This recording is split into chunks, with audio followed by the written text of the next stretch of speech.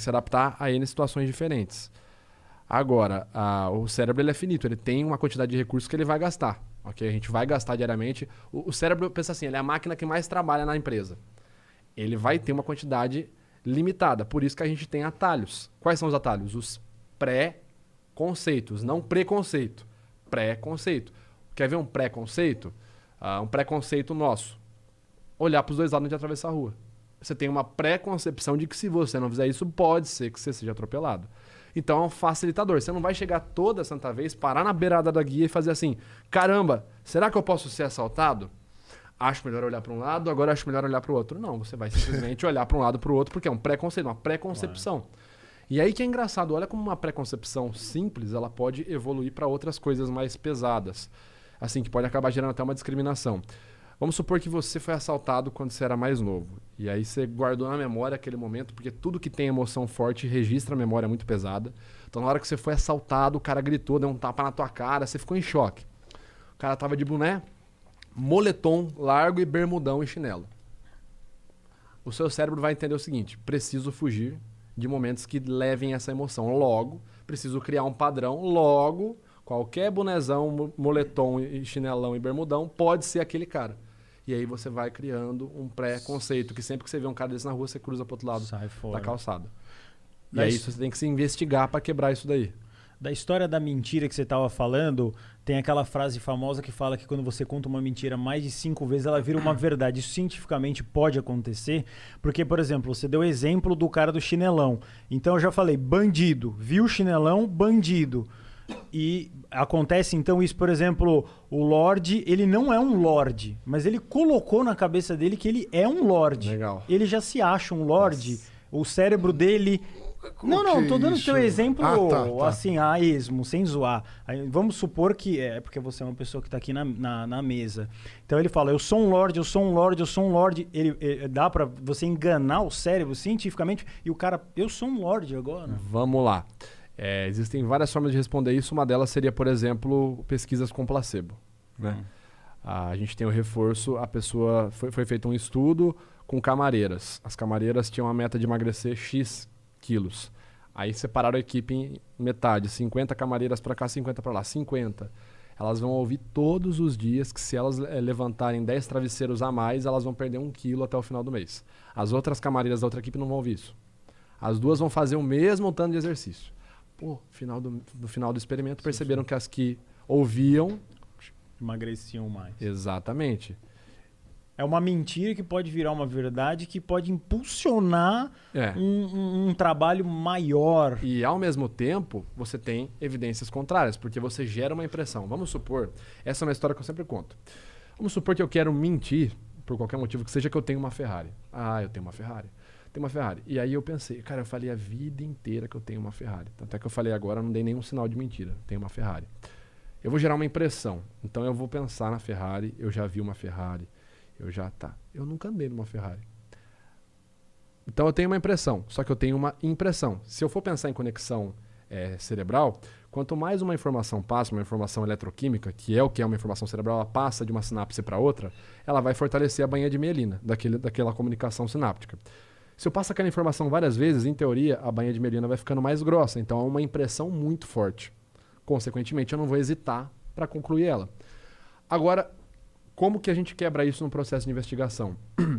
O cara tem uma impressão. Como eu falei, eu tenho a impressão da Ferrari, vejo como é. Nunca andei.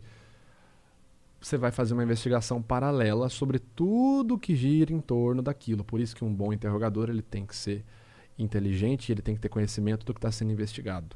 Porque se a pessoa fala uma coisa e você não entende nada daquele assunto, como que você vai saber se ela está mentindo ou não? Então eu falo para você, eu tenho uma Ferrari. E você tem uma Ferrari.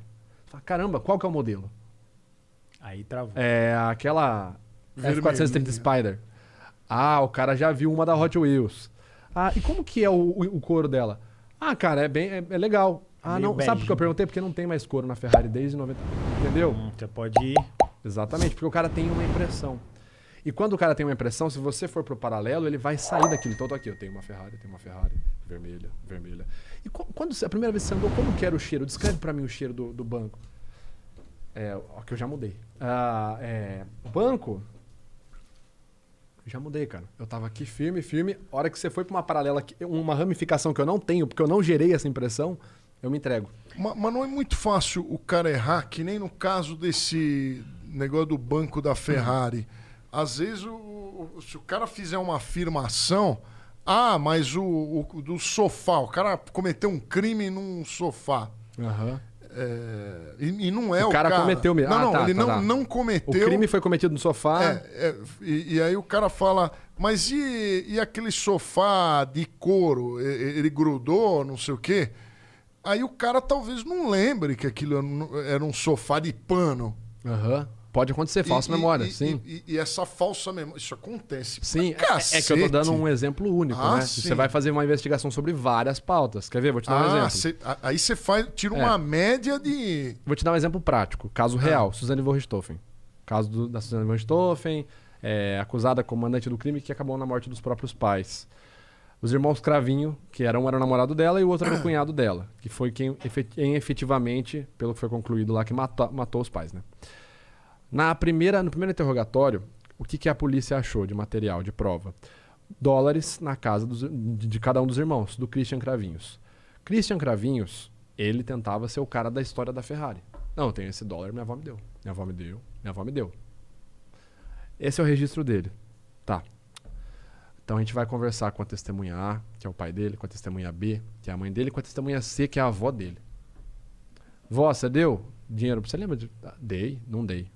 Quanto? 10 dólares. Porra, acharam 500 na gaveta do cara. Pai, você lembra da sua mãe dando pro seu filho dólar? Lembro. Quanto?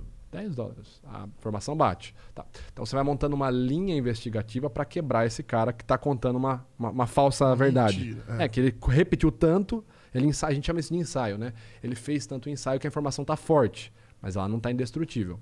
A principal ferramenta é jogar o gatilho de surpresa.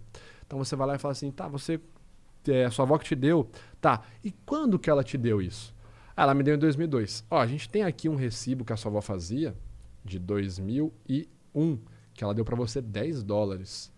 E a gente não tem nenhum outro recibo, a gente não encontrou. Quando que ela te deu esse dinheiro? Na verdade foi o meu pai que sabe dessa história. Não, a gente perguntou pro seu pai também. Ele negou, ele disse que não teve. Então, para você quebrar a história do cara, você vai ter que ramificar ela para vários lados. E claro que com o apoio investigativo de provas, de outras provas. Sim, a linguagem corporal é uma prova que você pode obter, né? Se eu tenho material, se eu tenho uma prova material, eu tenho um recibo, eu tenho uma conversa gravada, um áudio de WhatsApp, uma entrevista com uma testemunha. A informação do cara, por mais que ele tente sustentar ela, vai ceder uma hora. Se você instaurar um gatilho de surpresa, vai ceder. Mas